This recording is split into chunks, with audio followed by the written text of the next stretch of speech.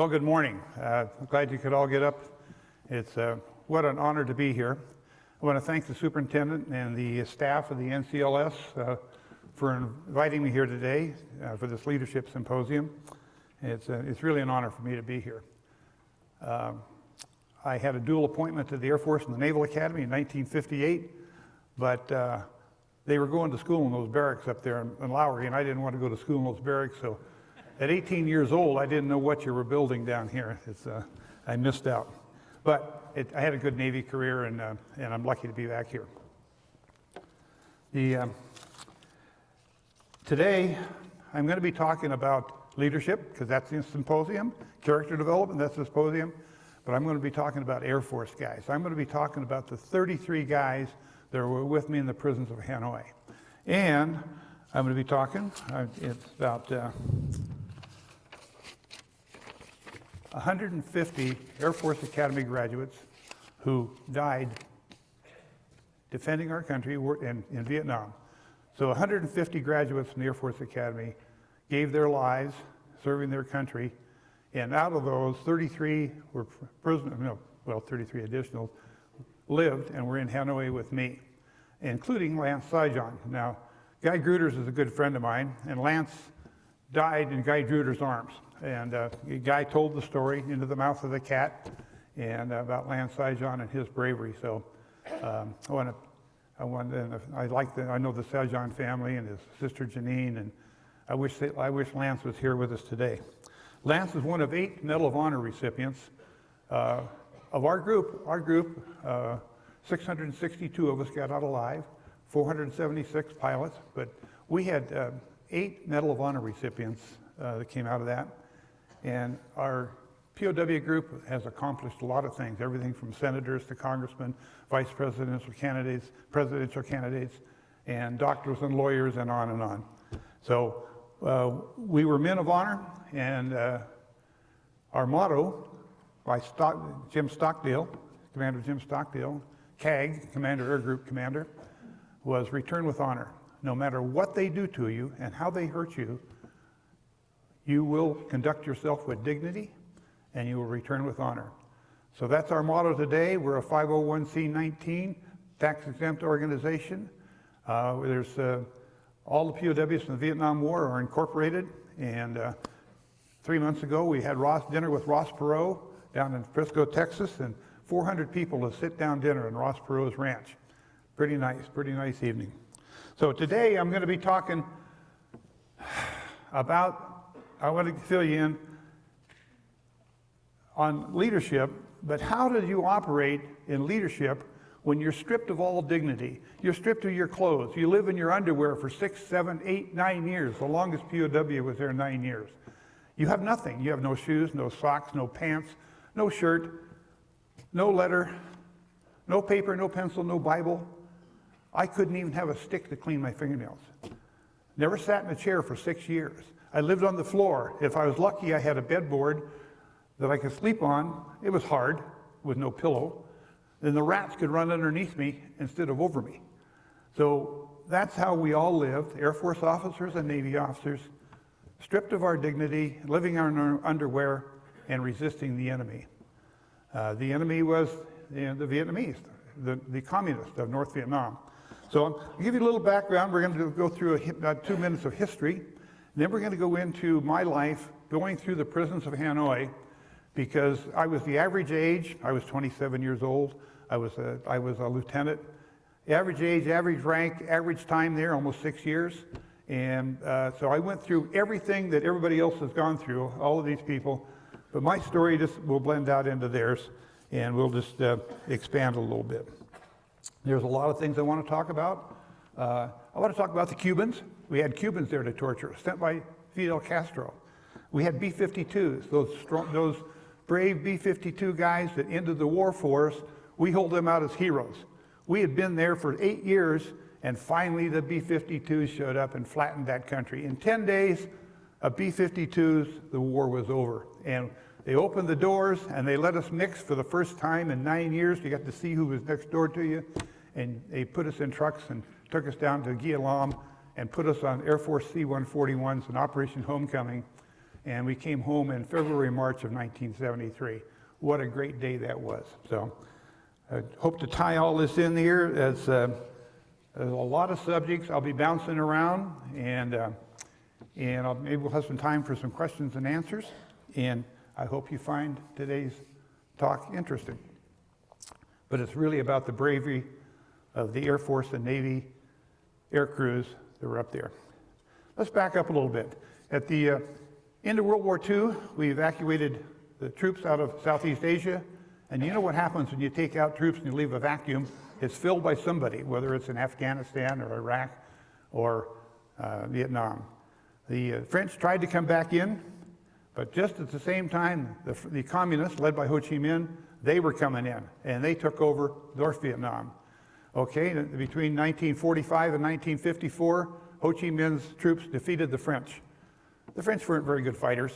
They do their fighting with the French Foreign Legion, which are mostly from Algeria and other countries. The French don't like to do their own fighting. So they quickly capitulated to the communists in Dien Bien Phu. And talk about luck, they're unlucky POWs. There's about 10,000 captured French Foreign Legion that never came home. The Vietnamese just killed them and got rid of them. So we're lucky. They kept us, the Americans, POWs, as political pawns, hoping for reparations, because we were of value. Down south, they ran the Army and the Marines, and they captured anybody, they tortured them in the field, mutilated them, and then executed them. So very few of those guys survived. At the end of the war, they were all moved up with us, and at the end of the war, there were no POWs in South Vietnam or Laos. They had all been moved to Hanoi, and that's where we were all released from in Operation Homecoming. Now, okay, so Ho Chi Minh's coming down. We're now sending in troops. The first POW was captured in 1961 in Laos. And then later you have Floyd Thompson, who was 9 years the POW, then Everett Alvarez, and on and on. So the United States commits itself to help defend South Vietnam, and it escalated, as you know, got bigger and bigger. So what were we doing, the Air Force pilots and the Navy pilots?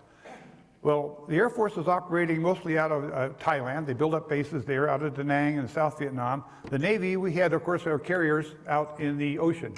I served 2 combat tours there, one on the Ranger, 157 missions, and then one on the Constellation, where I was shot down later the following year.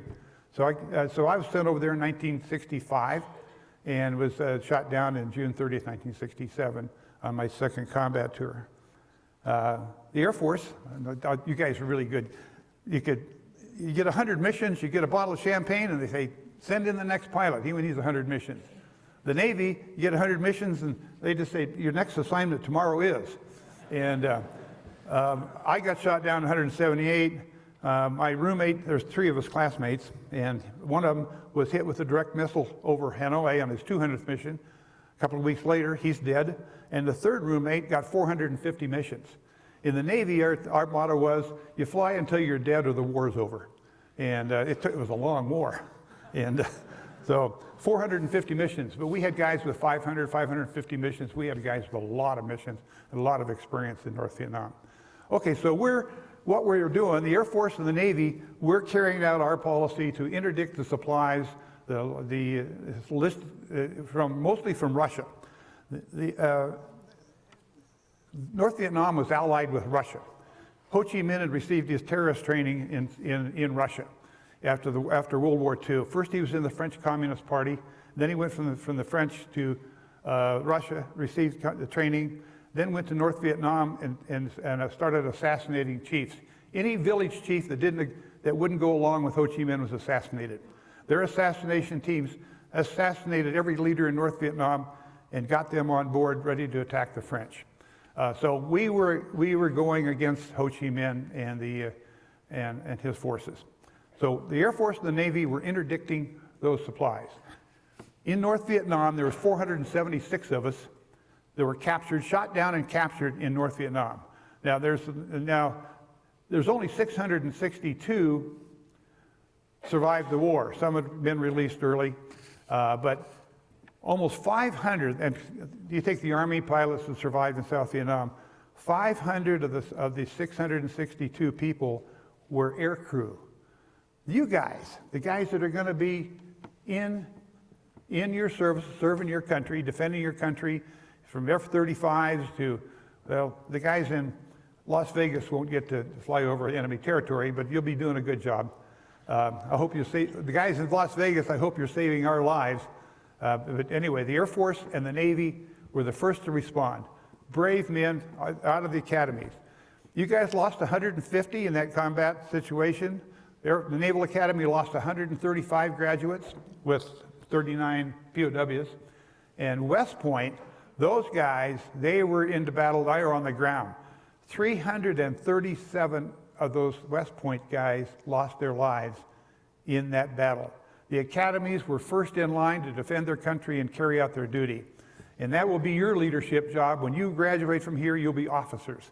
And you'll be carrying the torch. And for the young guys, for us old guys are going to be watching television and playing golf. And you guys are going to have your own leadership challenges and your character challenges. And I wish you well. Our country is trusting you. So let's talk about the life of a PO, the conditions in which we had to operate, and the leadership we had to depend on with nothing. I was shot down on June 30th, 1967, an A-4, 179th mission. The A-4 is the same one John McCain had. He was shot down 3 months after me. Same airplane, and you fly. The cockpit's so tight you have to roll your shoulders and fly like this. And if you want to reach something on the left side, you reach this way. If you want to reach something on the right side, you reach this way. That's how tight it was. So many of us that flew with A-4 had our shoulders broken. John McCain had 2 broken arms. This arm's broken on mine. My humeral head's severed off, and it's in by my ribs. And my arm today can move from here to here. That's it. It's the same. It's been the same since I was shot down. That's the arm they tortured because they can get the quickest and most efficient work out of you. In torture, well, I'll get to that in a second. So I'm hurt pretty bad. I got a broken back like McCain. I got a broken leg like McCain. I got a broken arm like McCain.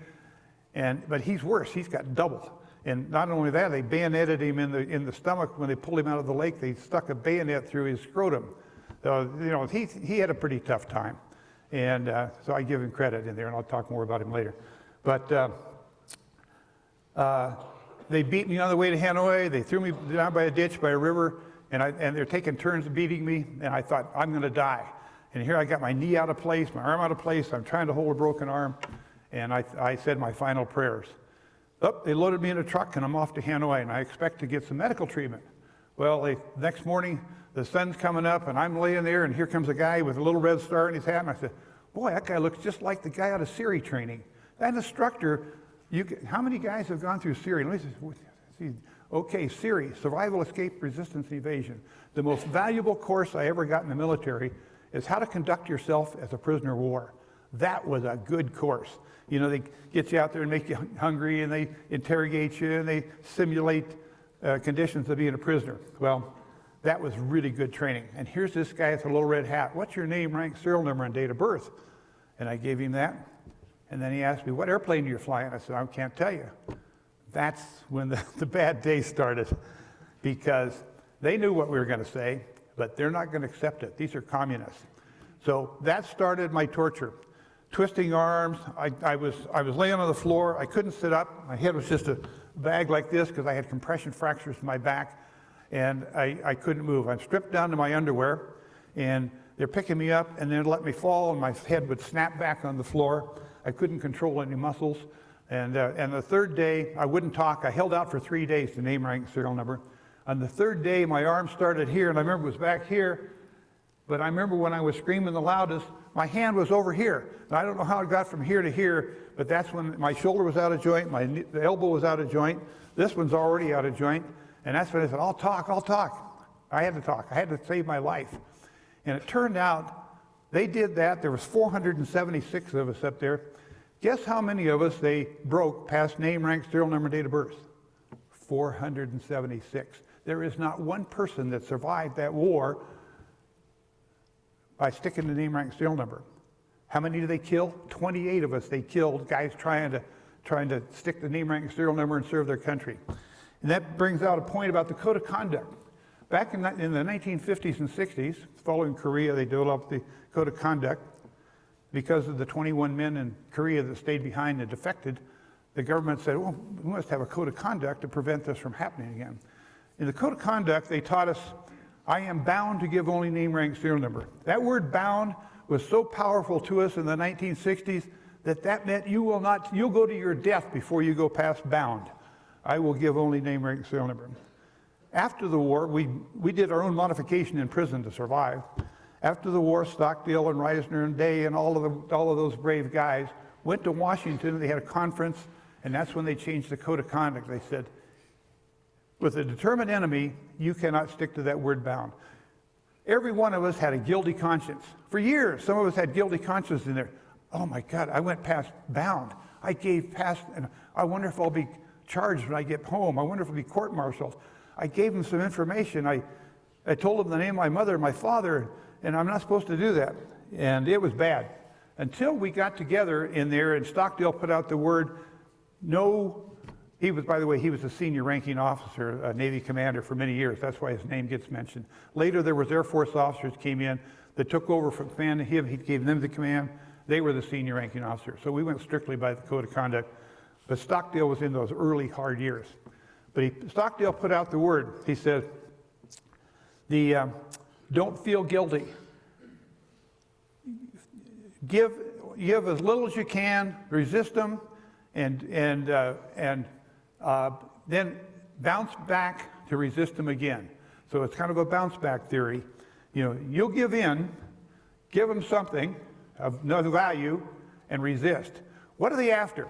They're after strategic and tactical things like what's your dive angle and how fast do you come in and what's the range of this radar or the range of that missile. So being good Air Force and Navy pilots, we said our missiles go out 122.5 miles. So that's a pretty good range. And the next guy comes in, oh, no, our missiles go 150 miles. And then you say, well, what dive angle do you attack from? And you say, oh, in the Navy, we only go straight down. We don't have any angle out here, we only go straight down. And they go, how fast do you go? 150 miles an hour straight down. And so, so these imaginary things come up. And mine was, I remember the one, they want to know, first they're after tactical stuff. Then they're after personal stuff. They're after things that they can extort things from your family. Or how many congressmen do you know? What's their names? How many senators do you know? Presidents of corporations that you know? Rich people you know? And your parents and your family, they want to know that. In all those years, I gave them half-truths. Like I told them, my father was a mining engineer. Well, he was a mining and metallurgical engineer here in Colorado. And I said, he's an engineer on the HO Railroad. Yeah. The people that laugh know that the HO Railroad is about that wide and it goes around your Christmas tree. That's the HO Railroad. I think it means half-aught or something like that. So my dad helped me build a railroad track around the Christmas tree. How many years? 40. That was the truth, because I learned at the Naval Academy, just like you learned with your core values, always tell the truth. So what we had to come up with half-truths that you could hang on to. And my half-truth was, 40 years. But that's a true number because he drove 40 miles to Grand Junction from Delta, Colorado, and 40 miles back every day for the Atomic Energy Commission. So he was an engineer, he drove 40 miles, and it was the truth. And I could live with that. I didn't have to betray anything. And one of my friends said, well, my dad's a drug pusher. He peddles dope and pushes drugs. I'm going to write this all down. Well, his dad was really a pharmacist. And so but he wasn't about to tell him his dad was a pharmacist because you don't know how they're going to use that information. So that was it. That's what we had to develop this line of resistance. And we did. Now, how do you get a line of resistance? How do you get this knowledge? Well, you do what we're talking about here in this Character and Leadership Symposium. We organized, we communicated, we did everything that all of the other lecterns and lecturers are talking about. They're going to talk about character, and they're going to talk about integrity, and they're going to talk about leadership and organizational behavior and how we organize.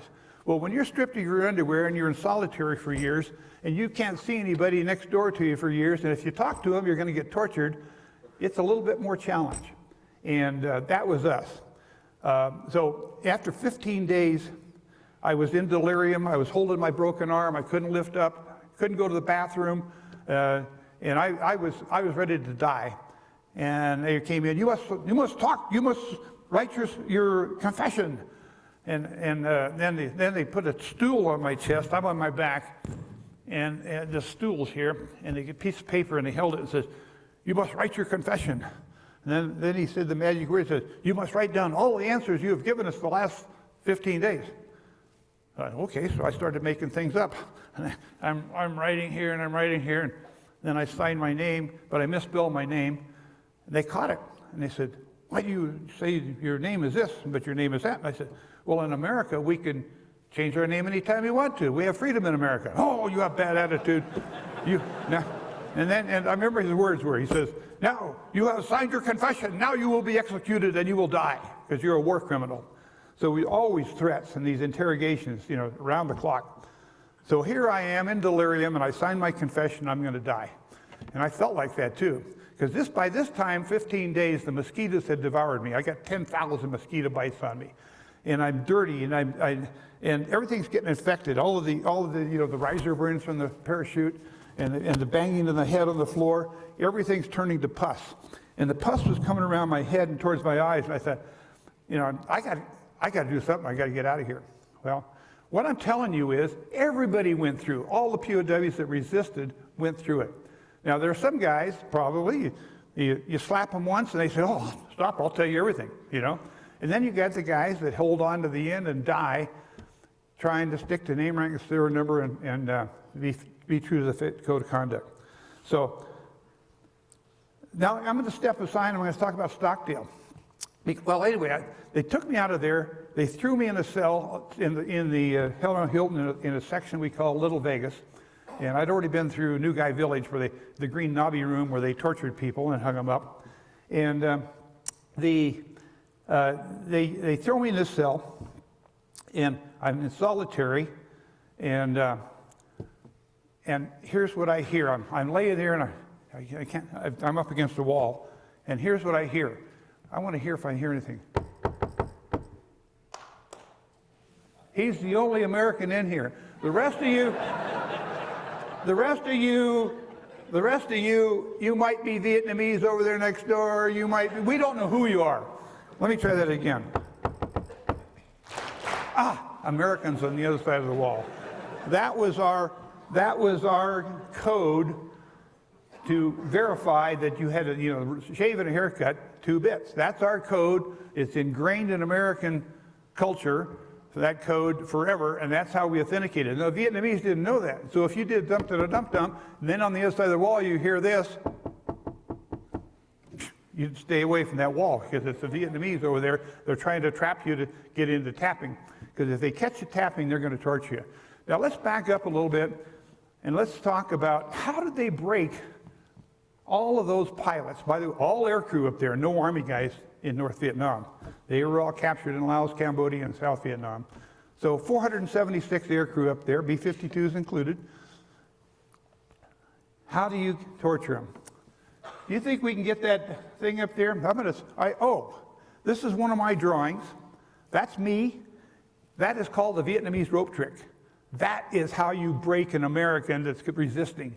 You tie their hands behind your back. You cinch up the ropes real tight till your elbows are almost touching. By this time, you're pulling your ribs apart.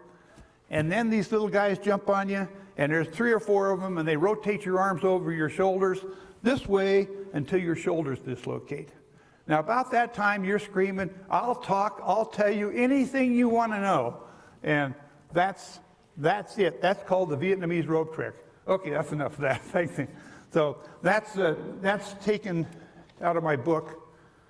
This is a book I wrote 53 years ago.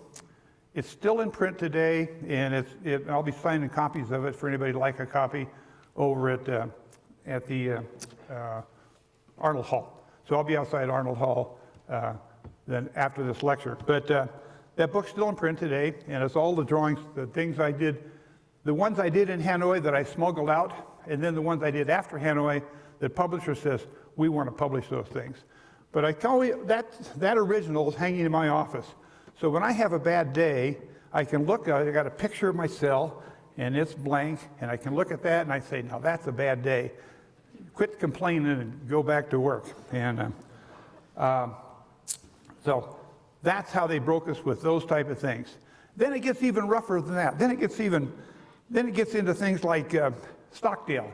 See, he was our leader, and we always communicated with him, and we had people like, right next door me was Bud Day and Robbie Reisner and Sam Johnson, who has just finished 28 years as a congressman. Sam retired January 1st, by the way, after 28 years as a congressman.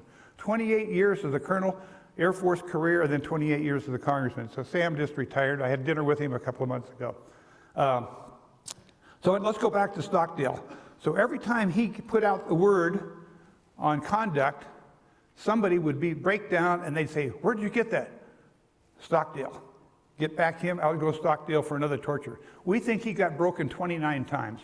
And the worst one was when they put his foot out on a chair and they jumped on his knee and broke his leg backwards. That's why Stockdale walked around like this the rest of his life, because his leg was stiff. And that's from the brutality that they inflicted on him. And you can see with his resistance and character and everything we're talking about in these symposiums, that's the type of leader that we had there that resisted, and he was awarded the Medal of Honor.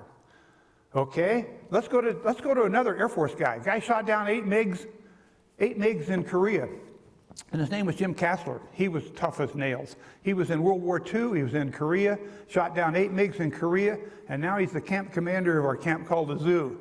Well, 2 Air Force officers escaped out of the room next to me, and they went out through the ceiling, across the wall, threw a blanket over the electric fence, down the wall, and out of town. They were gone. And they did it without permission. Jim Kassler had put out the word, "No escape unless you have outside help."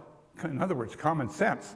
You're in the middle of Asia, where you're this tall and they're this tall, and you're white and they're dark, and you don't fit out there, and you're not going to make it 500 miles to Thailand or 100 miles to the Gulf and out to a Navy ship. You're just not going to make it. So Kassler's orders were no escape unless there's outside help. So these 2 officers said, code of conduct, it says, I must escape and I must help others to escape. It says that right there in the code of conduct. I will make every effort. So they went against direct orders not to go, and they were captured the next day.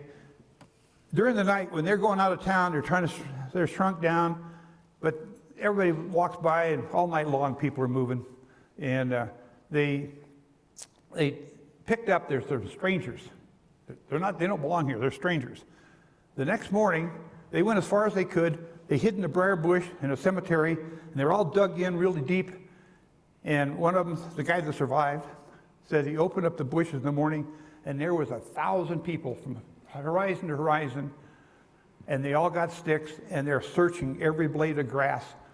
The whole villages were all called out. There's a stranger. Now, when you're in a communist country, you can do that. Like in the morning, the communists, or their culture was, everybody's up at 6, and you're all out in the courtyard, and you're going mot, hai, ba, bo, nam sao. That's counting in Vietnamese. And you're doing exercises because that's healthy. That was, required. And this is required. You're out there searching for Americans. They missed them the first time. They went through a second time. And when they found them, they pulled the weeds apart, and they're eyeball to eyeball, and they pulled them into camp. Now Captain Atterbury was tortured to death. He only lasted a day. Captain Dramisi, he was tough. He was a wrestler. He was a gymnast. He was a real tough character, and he lasted. He survived the torture, and he just died a few months ago. But he was with us, I think, all those years. So anyway, we had 21 escape attempts up there, and 2 of them were my roommates in a different room, different time. They made it all the way to the coast, and they stole 2 boats, but they couldn't get them through the waves. The waves were coming in, and they sank 2 fishing boats trying to get them pushed through the surf. And they were exhausted. They were back on the beach, and they were recaptured. So we had 21 of those type escapes. Then you have Bud Day. You've heard of Bud Day, Colonel Bud Day. He escaped, and he made it all the way to the DMZ. 3 weeks he evaded. He was shot, he was wounded, had a broken arm, and he evaded for 3 weeks. He was within sight of an American camp in the DMZ when all of a sudden there's the Vietnamese there. They spotted him. He tried to run, and they shot him down. They hit him in the hand. They hit him in the leg, and he was wounded, and he was returned up to Vinh and returned. Now, he also received the Medal of Honor for his actions, but tough guy. And by the way, you guys that are retiring after 20 years, you're going to get TRICARE for life and Social Security. TRICARE for life only exists for the military because of Bud Day. Bud Day was a practicing lawyer. He was at the end of World War II. He was in Korea, and he got out after Korea. He served as a lawyer, recalled back to Vietnam, and so as a lawyer, he challenged our medical system, which was reneging on medical care. He won every court level. It was going to the Supreme Court, and the military, they knew they were in trouble. And so here's Bud Day, Medal of Honor in court. Whoops. So all of a sudden, bam, oh, we have this new thing called TRICARE for life. That makes Bud Day's lawsuit mute. It was gone.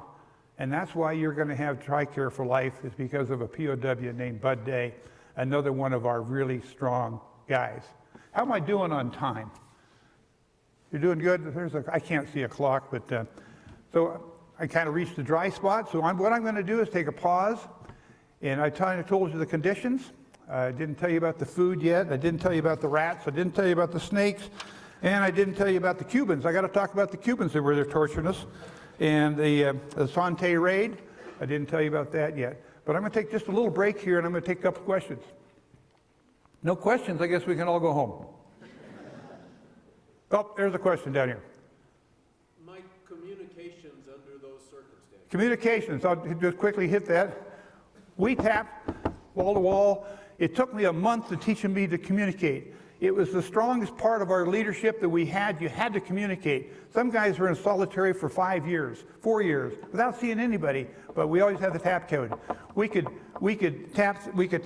sweep outside when they gave us a broom. We could tap on a water pipe if there was, or tap on a wall. But if we got caught, you were going to be in leg irons and manacles and beat up for an apology to the camp commander for your bad attitude. So communication, we did.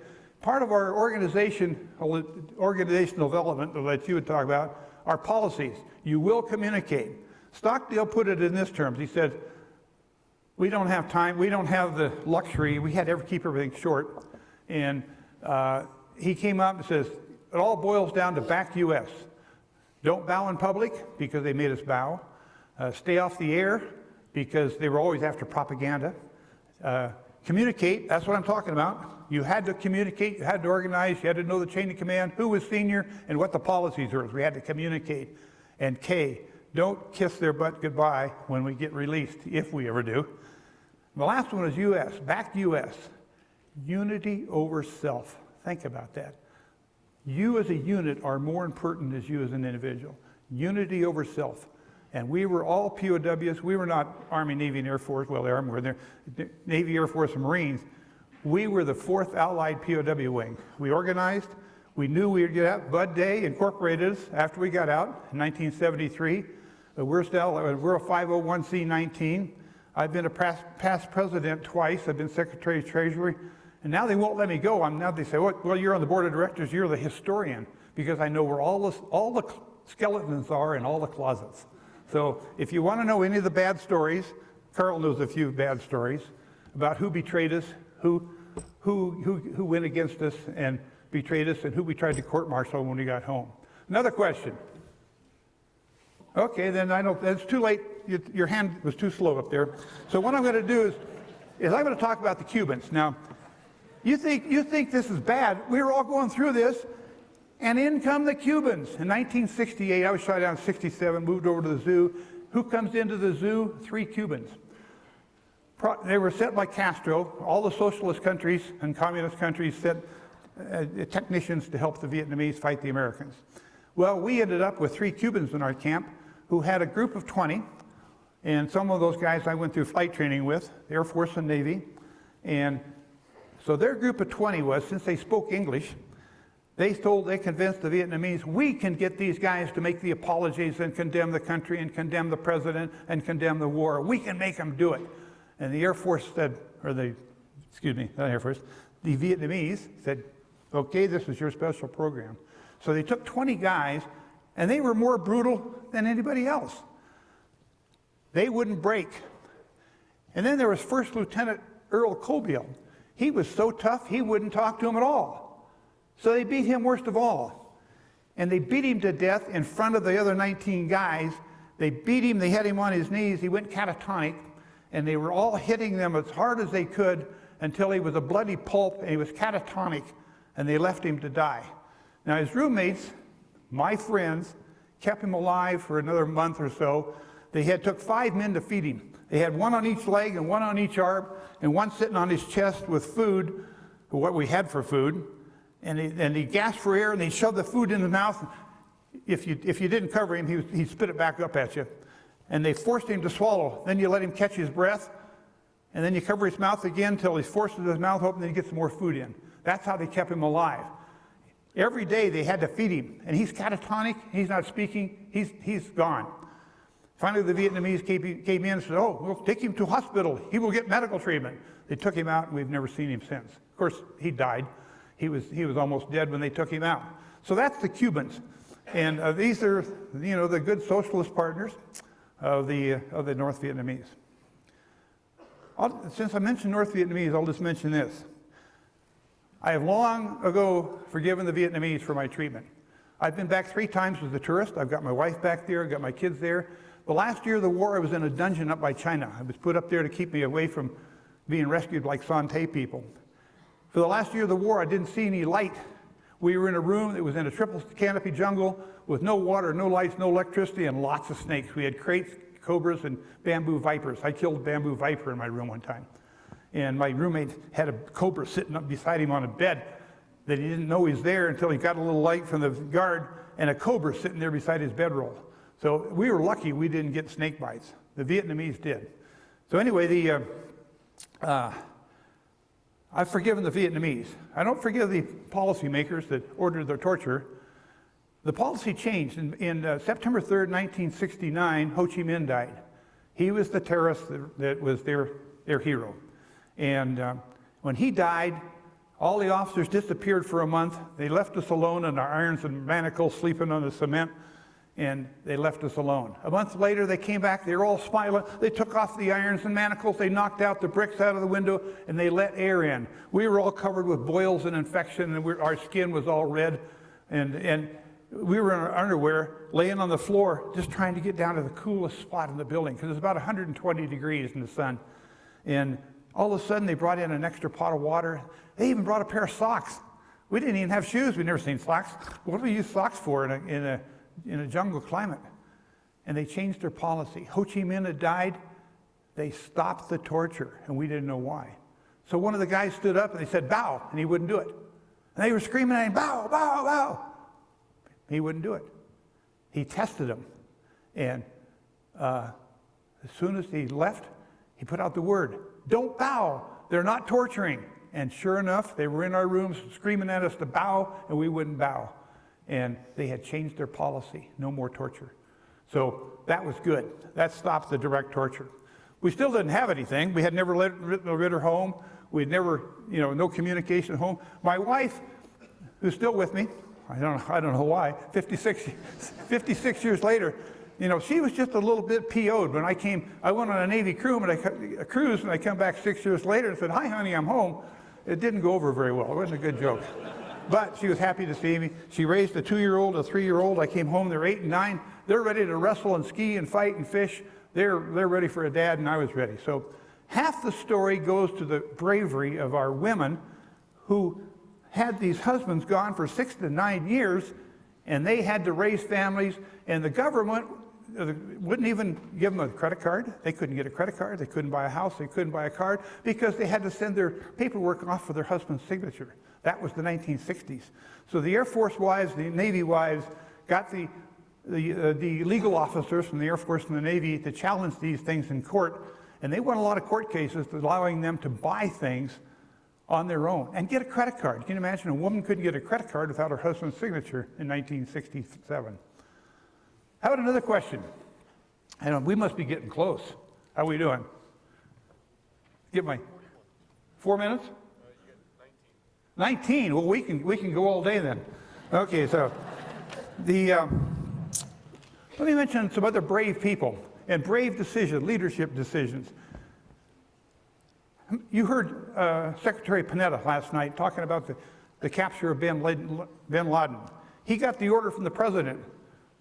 Panetta, Secretary of Defense, he got the order, he took it, and they went after bin Laden and they got bin Laden.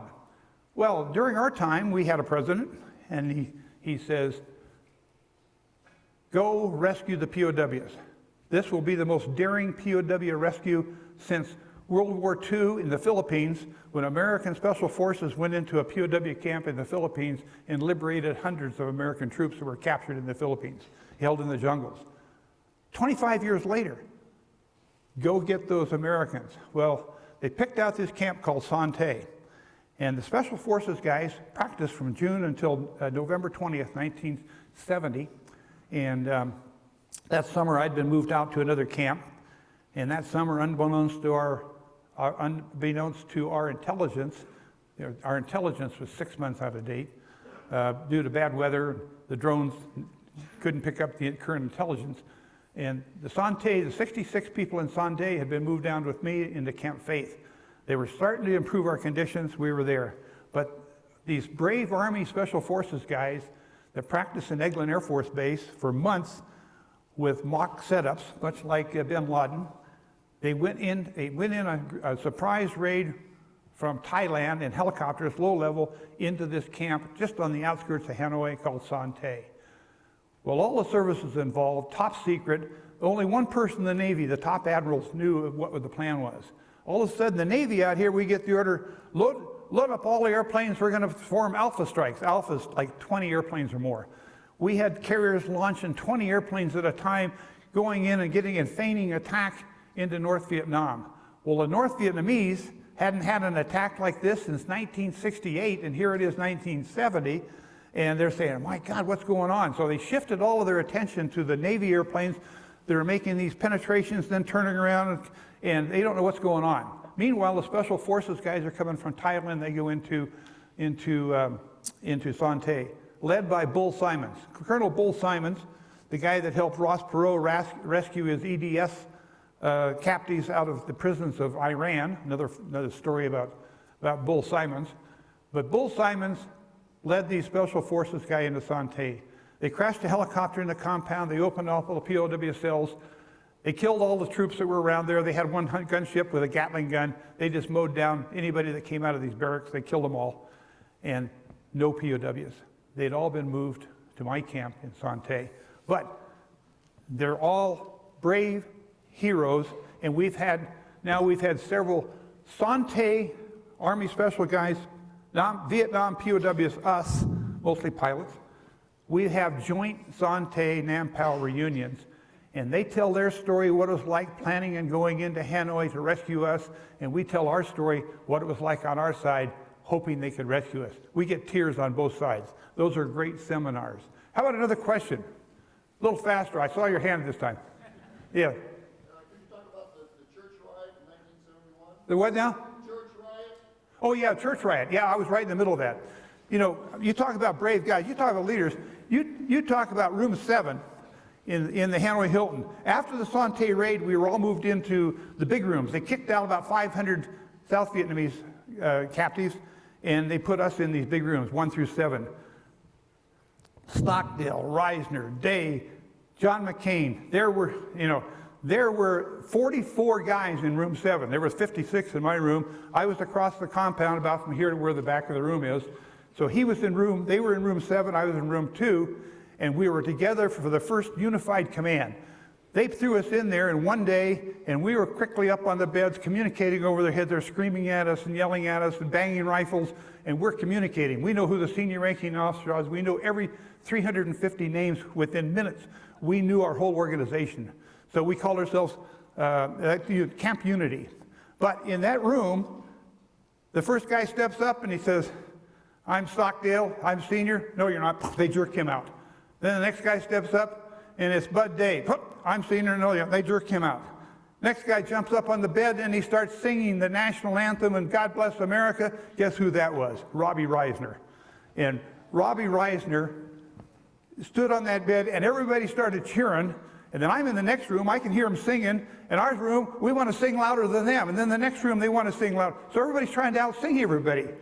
So we're singing all around the camp in this compound, and Robbie's up there singing on the bed, and they jerked him in and they jerked him out. And he put out this famous thing. By the way, I was here the day, Bud Day was the guest speaker. The day they dedicated that Reisner statue, I was there that day. And he has this quote. He says, I was so proud.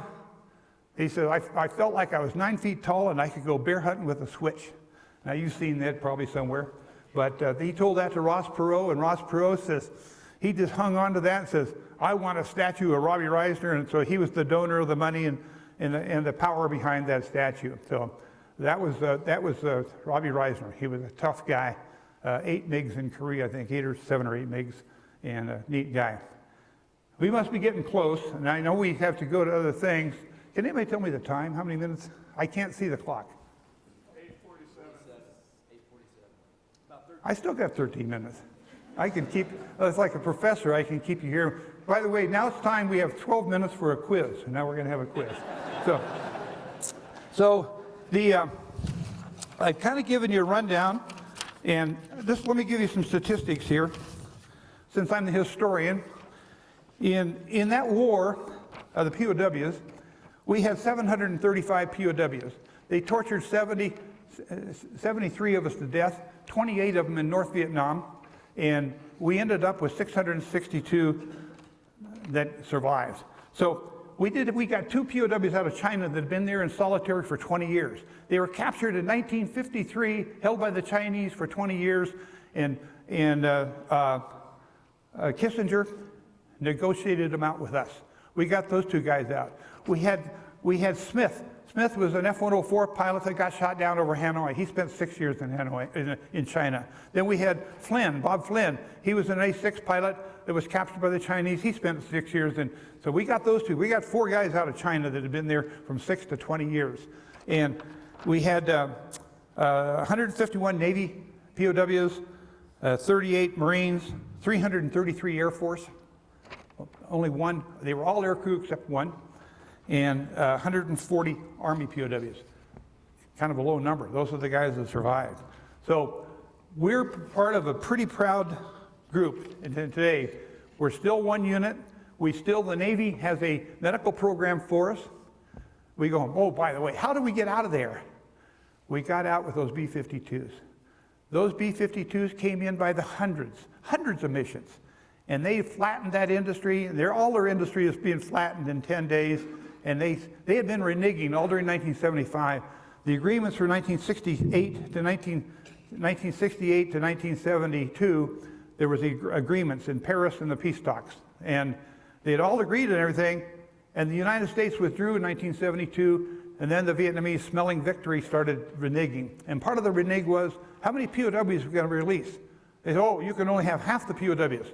We keep half to make sure that you pay us reparations and you give us a lot of money, billions of dollars. Well, it turns out I was the half that was up by China. Half of us had been moved up by China in a jungle camp up there, where we tucked away where nobody could find us. Intelligence couldn't find us, nobody knew we were there. And half remained in Hanoi, and those are the half that got to watch the B-52s come in at nighttime, in which we lost 10 B-52s that were shot down and hit by missiles and crashed inside Hanoi. There was half the crews were killed, 6 people per crew. There was about 28 deaths that died in those B-52s trying to get out, and there was 31 or 32 POWs that joined our camp. One of the tail gunners lost his legs. They had a lot of injuries and a lot of bad things, but they're very, very brave people. So I give my hat off to those Air Force B-52 guys. And Hank, that's you too down there. That's you. Hank, this guy right down here flew a lot of those B-52 missions. So thank you, Hank. How about another question? Boy, this is the most quiet. Oh, there's Carl again. Hey, Mike, how did you reunite with your family triangle coming. Okay, let's kind of bring this to a close. So they brought us down, and all of a sudden they signed everything, and the C-141s from the Air Force with the U.S. flag painted over started landing in Hanoi on February 12th, 1973. And the first guys off were Everett Alvarez, because we always vowed first in, first out. Okay, Floyd Thompson was there 9 years. He was up there. Everett Alvarez was 8 3/4 years, 3 months behind. And then there was Jerry Denton, and then there was Phil Butler. And I know all those guys by name and friendship. I know them all. And so we came out in order of shoot down, and the first guys off the airplane in Clark, they flew us out to Clark, and there'd be 3 or 4 or 5 C-141s per day coming into Guillam, and we were loading up and going out. Now I was in the third big release on March 4th, so I was halfway through, and then they continued releasing up to March 29th. So all of those captured in Laos had been brought over, and were in Hanoi, and those captured in the South Vietnam, Laos and South Vietnam, had all been brought up to Hanoi, where the headquarters was for the war. The Viet Cong thing was just a political front. The Viet Cong were really North Vietnamese, and then we were all released from there. Now from there, we had 3 days where they fixed our teeth, because we all had broken teeth. And I didn't get to talk much about the diet, but it's not much here. You had a bowl of rice in the morning with a bowl of boiled weeds. You had a bowl of rice in the afternoon with a bunch of boiled cabbage. No vitamins, no proteins, no minerals, no meat, no egg. I never saw an egg, never saw an ice cube. And I had boiled rice. I lost 50 pounds. We all lost 50 to 75 pounds. I had a 29-inch waist, and my weight was the same as it is today, except this used to be here and not down here. It's kind of shifted. But so I'm the same weight today as when I got shot down, but the stomach was gone, and I had I guess we'll call it the Hanoi diet. Do you think we can market this Hanoi diet somewhere? But if you eat 2 bowls of rice and 2 bowls of boiled weeds a day. So we got out. So we're all down 50 pounds. We went to Clark, in which they evacuated the hospitals. They had Navy and Air Force surgeons there. They had dentists, banks of dentists, and we all had broken teeth because there's rocks in the rice. You know, that rice is not free. You got little white rocks in there.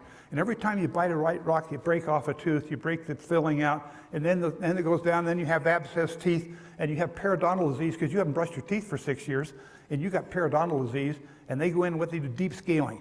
And if you don't know what deep scaling is, you don't want to know. That's a torture worse than the rope trick, is deep scaling.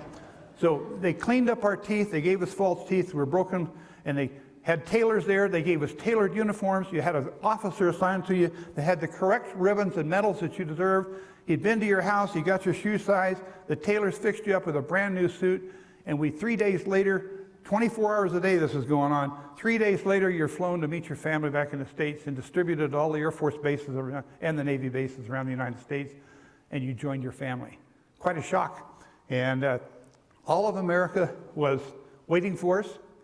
And the war was over. The Vietnam War was over. Everybody, the last thing was the POWs. How do we get the POWs home? Morale was sky high. The war was over. Within 2 years, Congress would turn their back on the Vietnamese and let them fall. So we have strong leaders, but we have a weak Congress, as usual. So, but that's we got home. So Carl, we were welcome. My wife of 6 years and I are still together, and our kids now are 55, 56. My son's a graduate in the Naval Academy, and his son, my grandson, is a graduate in class of 15. He's now flying missions in Iraq. He's a naval aviator, my grandson. The same war that his dad was in Desert Storm in 1991. This war has been going on for a long time. And anyway, so my family's doing well. And I'm going to bring this to a close by telling you, when we got to Clark, we got this thing here. When we got to Clark Air Force Base, the first guy off the airplane was Admiral Denton. And Denton was the guy that blinked out the word torture. You've seen things in Life magazine where Jerry Denton was tortured to go before a television camera, and he was supposed to read a statement, but he didn't read it. He made up his own, said, "I will support the policy of the United States." He got tortured for that later, and he blinked out the word torture. he was there for 8.5 years. And he later became a senator in, made admiral, and was a senator in Arkansas or somewhere back there. And but Jerry Denton stepped off the airplane, and Admiral Geiler says, "Jerry, would you like to say a few words to America?" And Jerry said, "Well, yes, sir." Stepped up the microphone, and Jerry Denton said these 3 sentences. He said, "Thank you to our president and our nation for this day. We are proud to have had the opportunity to serve our country in difficult times. God bless America." And America was just stunned. Here's this guy, 8.5 years, has 3 sentences that end with "God bless America." And so with that, I'm going to leave you. I hope you learned a little bit about the bravery of the Air Force and the Navy and the Marine pilots that served our country, and of course the Army guys who I didn't get to live with. I don't want to slight them, but they were always separate and never with us intentionally. They didn't want them to mix with us. So with that, God bless America, and thank you very much.